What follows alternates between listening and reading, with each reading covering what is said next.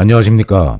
정통 경매 사례 분석, 경매 실무, 법률 전문성, 성실성 상위 1% 자부심으로 방송하는 정경사TV입니다.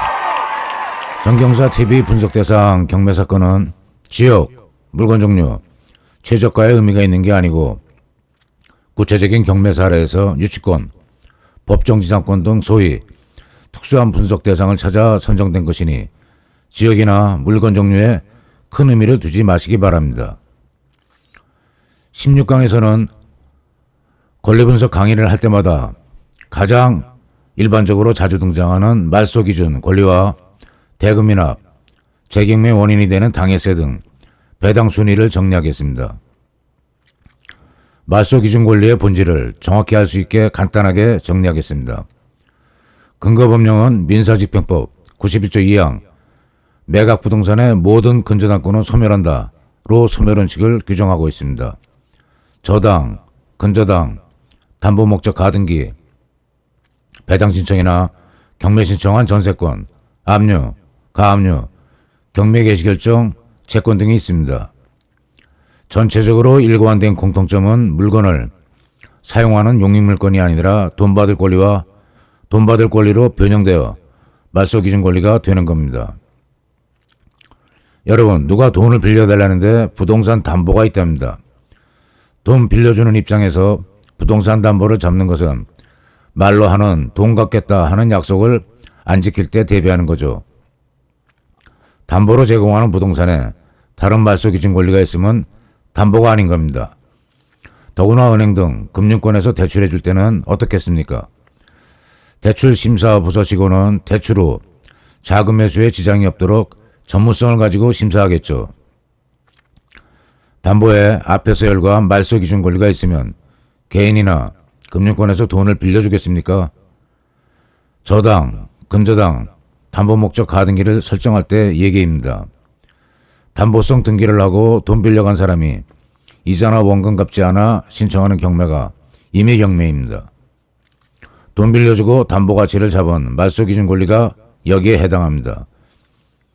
돈 빌려주면서 담보 설정할 때까지 꺼림직한 등기, 즉 압류, 가처분, 저당 등이 이미 있으면 돈 빌려줄 리가 없죠. 임의 경매는 말소기준 권리 판단하기가 강제경매에 비해 쉬운 편입니다. 그럼 강제경매는 뭐냐? 부동산 담보 없이 차용증, 어음, 구두변제 약속을 믿고 돈 빌려줬는데 이자, 원금 갚겠다는 약속을 돈 빌려간 사람이 지키지 않는 경우입니다. 이런 경우 차용증이나 말라한 약속 어겼다고 돈 빌려간 사람 재산 바로 경매 신청 안 됩니다. 차용증, 구두 약속, 공증 처리 등으로 돈 빌려간 사실, 금액, 돈 갚는 시기 등에 대해 법원 판결문을 법 절차를 거쳐 받거나 공정증서에 집행문까지 부여받아 신청할 수 있는 게 강제경매입니다. 채무자 돈 빌려간 사람, 재산의 담보가치를 미리 따져본 게 아니므로 채무자의 재산은 잡동사니 등기가 얽혀 있을 겁니다. 강제경매는 임의경매에 비해 말소기준 권리 정하기가 상대적으로 복잡하다고 보시면 됩니다.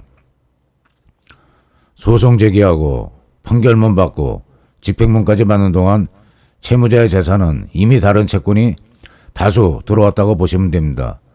카드, 사채까지.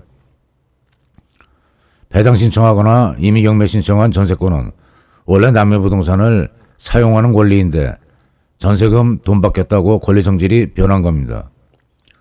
말소기준 권리 공통분모인 돈 받는 권리로 바뀐 거죠.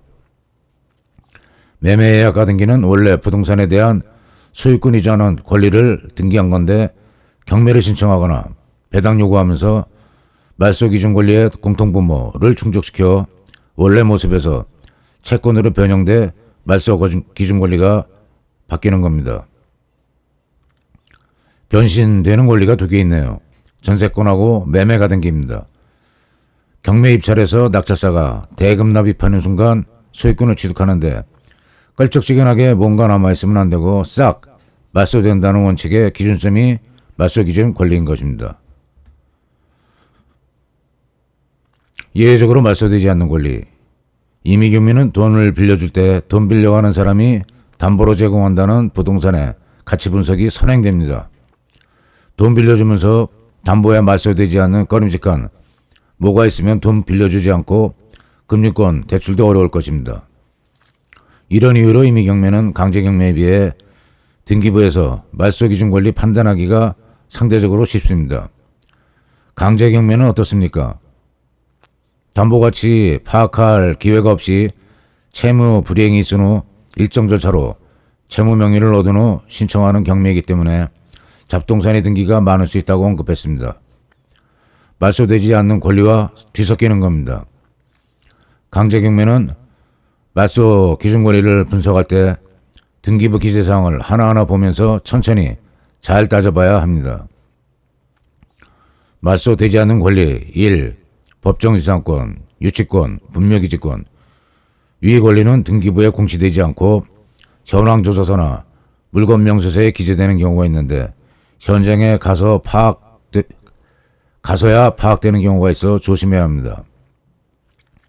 이 경우도 강제 경매에 많을 수밖에 없고 담보가치 사전점검, 대출심사가 행해지는 임의경매는 드문 경우라 하겠습니다. 2. 예고등기. 예고등기라는 개념은 소송의 계류 중 등기부 이해관계인에게 경고를 하기 위해 등기부에 기입했었는데 2011년 4월 2011년입니다. 부동산 등기법이 개정되면서 용어 자체가 폐지되었습니다. 배당순위에서 다룰 당해세도 개정되었는데 2023년 이전 강의 영상 보신 분은 착각하고 있을 가능성이 높듯이 예고등기가 말소 안 된다라는 내용이 아직까지 강의 영상이나 경매 교육 자료에서 눈에 띄기도 합니다. 개정된 내용을 모르고 입찰을 한다든지 입찰 대리인 업무를 수행한다고 상상하면 끔찍합니다. 영상 검색하실 때 최근 영상으로 분류해 법규나 제도 개정 내용이 반영된 영상을 골라보시기 권유드립니다. 정경사TV는 매년 개정되는 법규, 제도를 연도별로 보완하는 영상을 올릴 테니 좋아요는 안 하셔도 좋고 구독, 알림하시면 구법, 구제도로 실수하는 일 없으실 겁니다. 3. 선순위 전세권, 선순위 가등기, 선순위 가처분. 말소 안 되는 권리를 보고 뭔가 느낌이 오지 않으십니까? 누가 돈 빌려 달라면서 부동산 담보를 내놓거나 금융기관에 가서 대출 심사를 받으면서 부동산 담보평가를 받을 때 말소 안 되는 권리나 선순위 용익물건, 담보물건이 있으면 어떻게 되겠습니까? 돈 안 꿔주고 대출 못 받겠죠. 부동산 임의경매는 말소 기준 권리 파악이 쉽고 강제경매는 천방지축이라 복잡하다. 그래서 강제경매 권리 분석할 때는 좀 더 긴장하고 섬세하게 해야 하는 겁니다. 배당순위.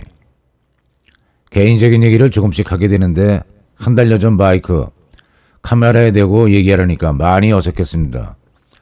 이제는 여러분이 조금씩 보이는 것 같기도 하고 친숙하게 느껴집니다. 법률 전공하고 공부하면서 생긴 리갈 마인드와 실전 경매 체험이 경매 권리 분석에 도움이 되는 걸 보람으로 생각하면서 영상 만들고 있습니다. 말소 기준 권리, 배당 순위에 일관된 원칙이 하나 있습니다. 담보물건, 용익물건 등의 민법상 권리의 대항력은 사후에 일어나는 변동으로 인한 담보가치와 용익가치 훼손으로부터 철저히 보장받는다는 것입니다.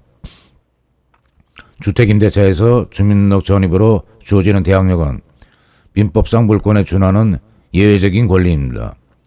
여기서 말소 기준 권리도 탄생하고 배당순위라는 개념도 성립하는 것입니다.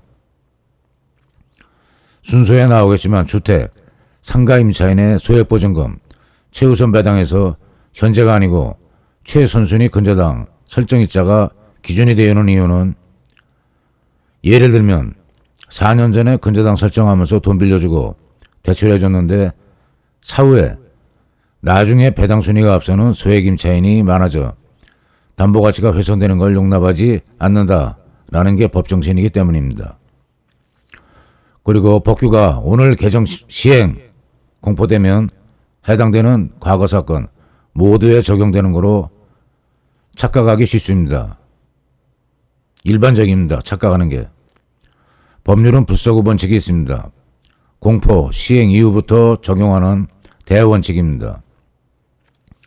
올해 외국인도 체류지, 거소신고로 주민등록과 대등하게 대항력 인정되는 거로 개정되었습니다. 당해세도 무조건 우선이 아니고 법정기일 기준으로 배당 순위가 변경되었습니다. 경매 개시자를 무시하고 개정된 내용을 적용하면 절대 안 됩니다. 개정 공포일 이후 개시된 경매 사건부터 적용된다는 거 명심하시기 바랍니다. 1순위 경매비용, 현황조사료, 감정평가비, 경매 진행비용, 경매비용 사례 2건 34억 아파트 620만원, 17억 아파트 570만원 수준입니다. 2. 필요비, 유익비, 소유자 아닌 임차인, 전세권자가 대상 물건의 보존에 필수 불가결하게 지출한 비용, 대상물의 가치를 증대시킨 비용입니다. 사용 중 골조, 방수, 배관 등 보수비용은 필요비로 인정받을 가능성이 크지만 유익비는 임대차 종료 시 원상복구 의무와 충돌해 의미가 퇴색할 수 있습니다. 3. 소액보증금 최우선 변제, 상기분의 임금 퇴직금. 소액보증금은 상가, 주택, 임대차가 다르고 지역별, 연도별로 고시된 기준금액이 다른데 기준은 앞서 언급한 바와 같이 변경된 연도 기준으로 소급 적용되는 게 아니고 1순위 저당권 설정일자에 해당하는 연도가 기준이 됩니다. 3개월 봉급, 3년치 퇴직금 미수령액이 3순위에 해당합니다. 두 종류 우선 배당이 있을 경우 금액 비율 분배입니다.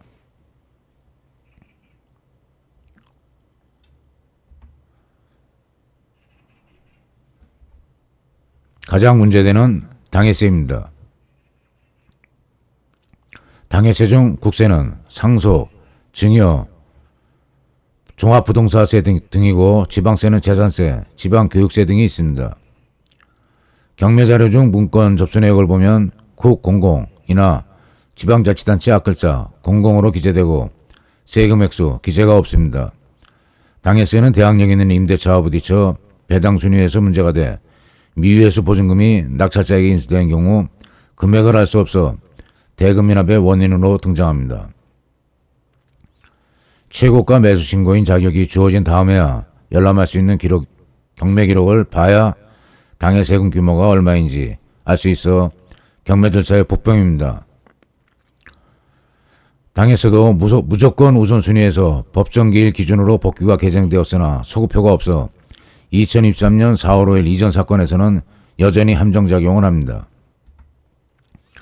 지금도 2020 타경, 2023 타경, 4, 5월 이전 개시된 경매 사건이 질비합니다. 국세는 2023년 4월 1일 시행 후 매각 결정 또는 매각 허가 결정이 된 주택에 대해 적용됩니다. 경매 개시 결정 아니고 매각 결정, 매각 허가 결정입니다.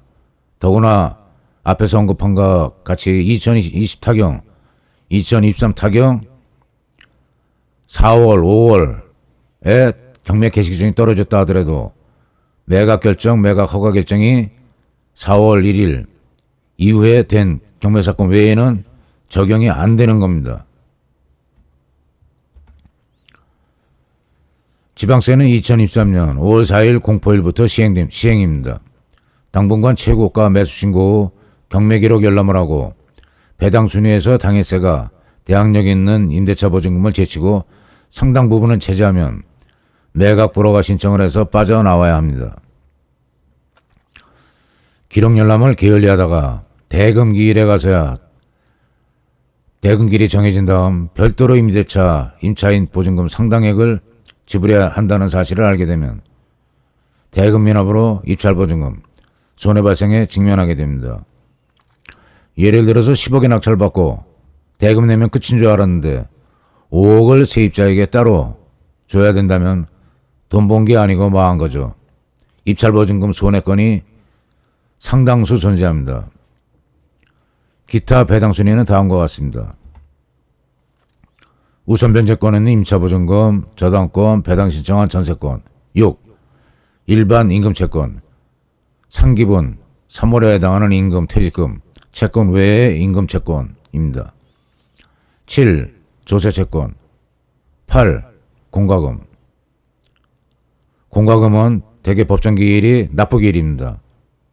9. 일반 채권.